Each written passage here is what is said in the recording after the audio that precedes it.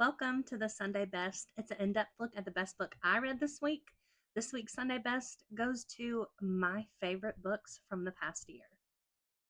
These are the books that I would read again immediately without hesitation, books that I would recommend to anyone, books that I think are a great audiobook, or some of my favorites, maybe of all time. I'm going to share these in the order that I read them. I don't think that I could ever possibly rank them. So the first book that I read that I would read again this year was Funny Story by Emily Henry. Miles and Daphne are both heartbroken. They end up moving in together to try and move on past their relationship. And we get to see them figure out how to live their life post breakup as two completely opposite people who are growing and changing in different ways. This book I listened to, and it's narrated by Julia Whelan. She is a phenomenal audiobook narrator. After that 7-hour van ride, I know enough, he says. I chortle. It took us 6 minutes to get here. She really adds something so special to every story that she narrates. The next book I read was How to Walk Away by Katherine Center. I have read almost all of Katherine's books. I have several of them here. She writes some of the most emotional stories that you will ever read. On what should have been one of the happiest days of Margaret's life, tragedy takes everything that she's worked for and dreamed of away in a flash. After an accident that her fiancé walked away from, she finds herself looking at a life that may never be the same as it was before. Now she has to figure out how to move forward with a life that looks nothing like the one she planned.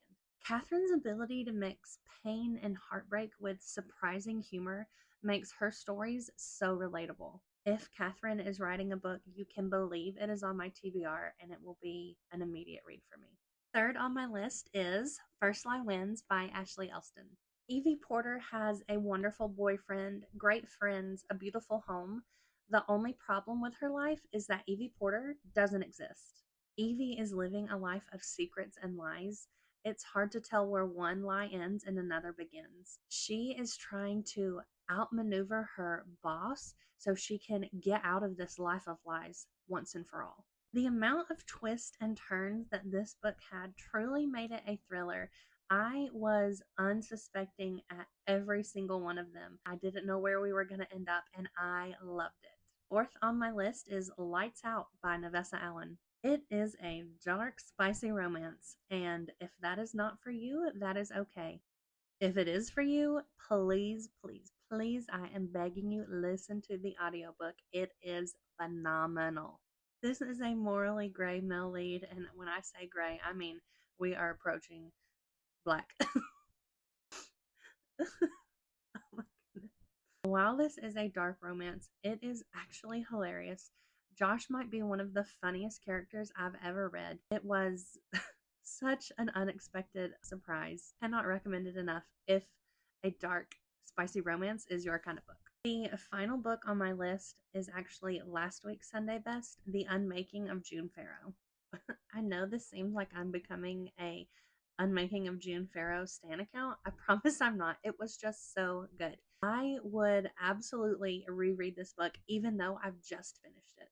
You can go back and listen to my Sunday Best from last week for a quick spoiler-free breakdown.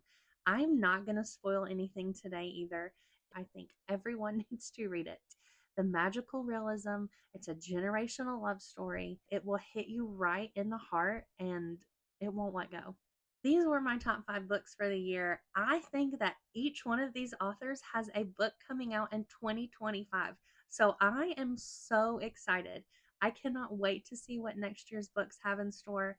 I hope that you have had a year full of wonderful books as well. If you have read any of these books, congratulations on reading a spectacular book. If not, I hope that your TBR is officially 5 books longer. Happy reading.